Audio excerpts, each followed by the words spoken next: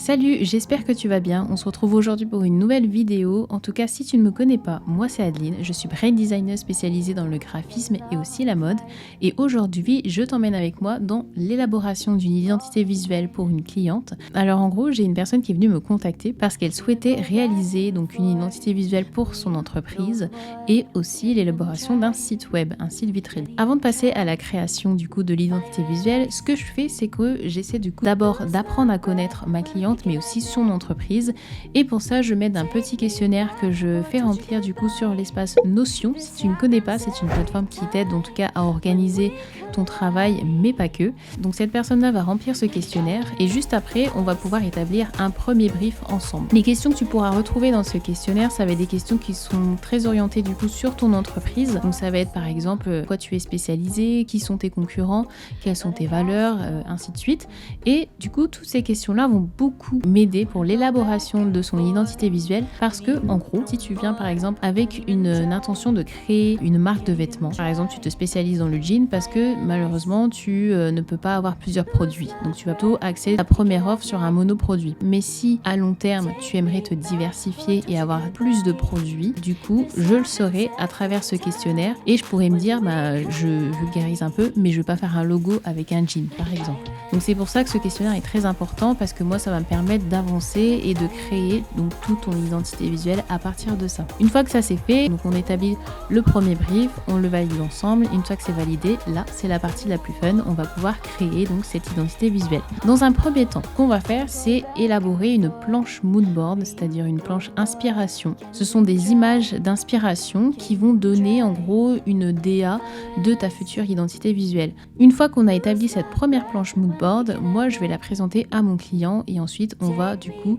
essayer d'en choisir une parmi les 3 ou 2, ça dépend le nombre de propositions que je crée. Donc voilà un petit peu comment je fonctionne. La première étape, ça va être on fait connaissance, j'apprends à connaître ton entreprise, et ensuite la deuxième, ça va être élaborer une direction artistique pour ta création d'identité visuelle. Aujourd'hui, ce que je vais te montrer justement, c'est comment je crée mes planches d'inspiration, mes planches moodboard, pour pouvoir ensuite la présenter à mon client. Donc c'est très simple, ce que je fais, c'est que j'utilise plusieurs outils, à savoir Pinterest, Behance, Dribbble. Ça va être les 3 plateformes que je vais beaucoup utiliser pour rechercher des images, des tendances. Donc ce fameux projet client, il s'agit d'une personne du coup qui propose des formations en anglais, que ce soit du débutant jusqu'à l'expert. À partir de ce questionnaire du coup qu'elle a rempli en amont, je vais pouvoir lui faire les premières planches moodboard d'inspiration pour son identité visuelle. Donc c'est parti. Sundress, yeah, around LA shit. Going to the man I wanna be, that's patient. At whose expense I'm losing it. Setbacks, pay dues and shit. I do insist they ruthless. The boys in my hood don't know their God. Made in an image, don't try so hard. Save the world in enough time. Give thanks, girl, you're all mine. I was conceived on the fault line. In my pop's cutlass, they had on Marvin. My mother seen his demons and threw walk caution. I only sleep next to you, so I'm exhausted. Account in the minus, I woke up ballin'. Still can't say if it's worth it or not. My purpose or not, you're perfect. Tied down, let's double or not. Or take time apart and cover a lot. You're still not ready, then I'll circle the block. All we ever really need to know is where to draw the line. Draw the line. Hey, hey, hey. Who are we to question love when all it really costs is time? It costs us time. Hey, hey, hey. All we ever really need to know is where to draw the line. Draw the line, hey, hey, hey, Who are we to question love when all it really costs is time? It costs us time, yeah, yeah.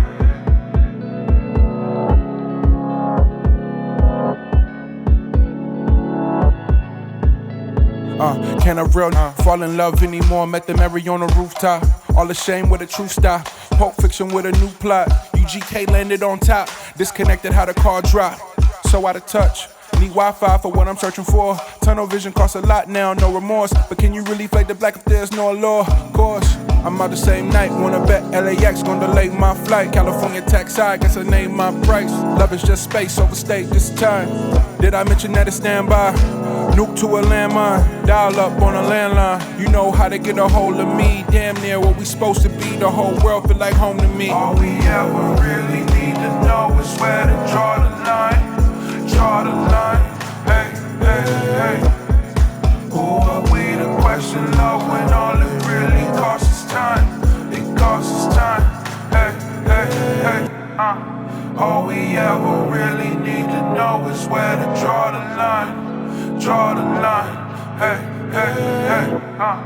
Who are we to question? Et donc c'est parti pour la planche moodboard numéro 1. Pour cette piste-là, on est sur un graphisme beaucoup plus épuré et minimaliste. Et là, j'ai vraiment voulu l'axer sur l'élégance et le professionnalisme de l'entreprise.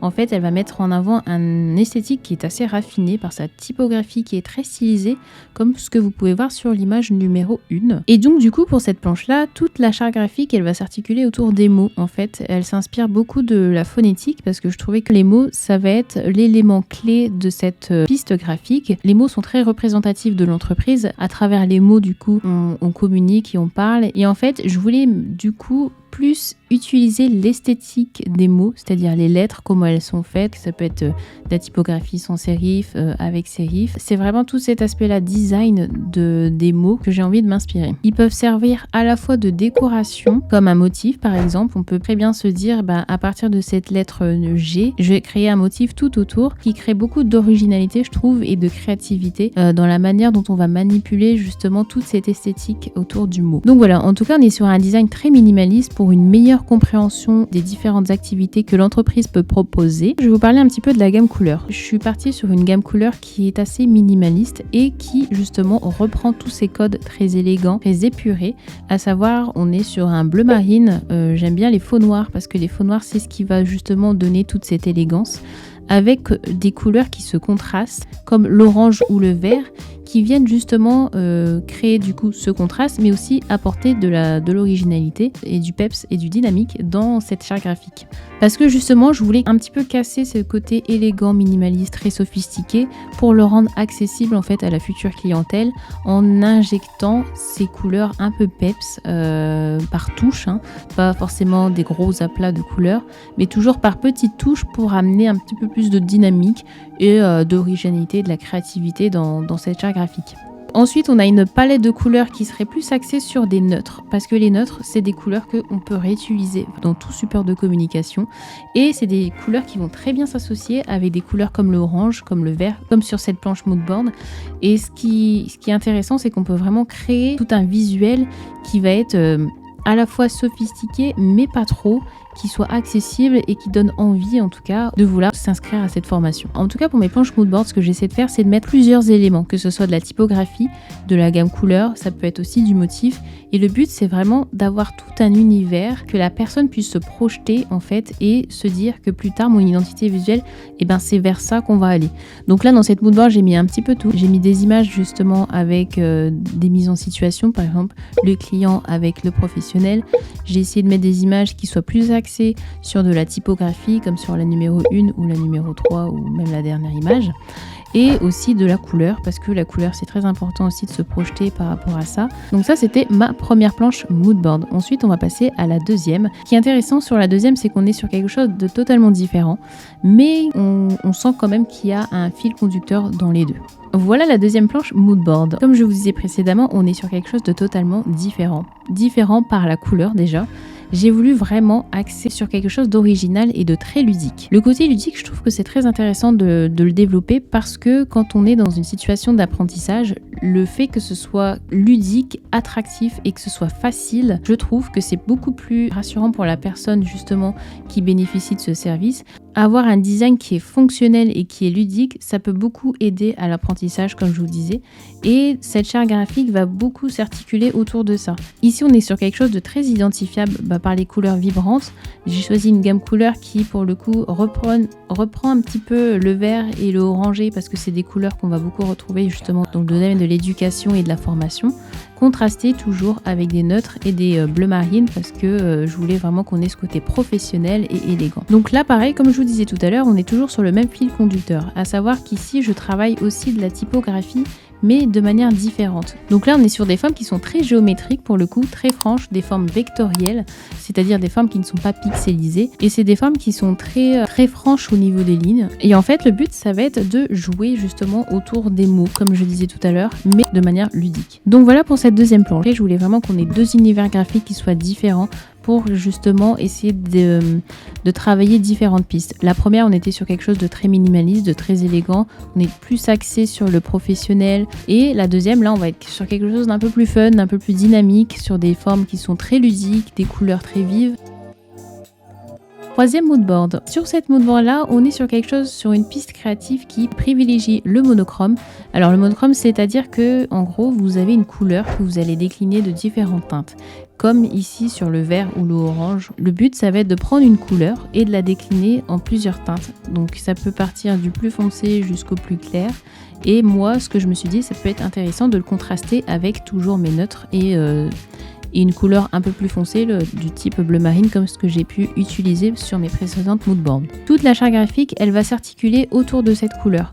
Donc là, pour cette moodboard, pour le coup, je n'ai pas axé toute la DA sur les mots, mais je l'ai axé plutôt sur la couleur. Je me suis dit que ça pouvait être intéressant d'avoir une charte graphique qui soit basée sur une seule et même couleur, comme sur l'image numéro 2 que vous pouvez voir juste ici, où là on est sur du vert et on va varier la couleur du vert de manière différente pour apporter de la texture, apporter de l'originalité et plus de contraste. Ces trois couleurs que j'ai choisies qui sont en lien avec la formation, on est sur du bleu, du vert et du orange. C'est des couleurs qui vont être très utilisées justement dans ce domaine et qui sont aussi synonymes de croissance et d'apprentissage. C'est des couleurs qui sont très dynamiques. Et donc au niveau du logo, ce que je me suis dit ça pouvait être intéressant, c'est de travailler une forme, c'est-à-dire un logotype, un peu comme sur l'image numéro 2 et sur la 1, 2, 3, 6 et la 6e image, où là on aurait vraiment un symbole qui du coup représenterait l'entreprise. C'est intéressant de travailler un symbole parce que pour le coup c'est plus facilement facile de l'utiliser, c'est-à-dire que par exemple sur des supports comme les réseaux sociaux, c'est quelque chose que les gens vont beaucoup retenir parce que c'est très visuel pour le coup et ça peut totalement correspondre justement à l'entreprise. Voilà pour les 3 planches moodboard. En tout cas, c'est 3 univers qui sont totalement différents et qui justement vont apporter 3 visions différentes à ma cliente. Le but, ça va être qu'elle justement sélectionne l'une des planches pour qu'après on puisse créer son logo et sa charte graphique. Donc voilà, c'est tout pour cette première partie. En tout cas, j'espère que cette vidéo vous aura plu. Et n'hésitez pas à me dire en commentaire quelle planche moodboard vous préférez. Je serais curieuse de savoir. En tout cas, moi, je vais présenter tout ça à ma cliente et on se retrouve vendredi prochain à 18h pour premièrement la sélection de la planche moodboard et la création du logo ainsi que de la charte graphique. À vendredi!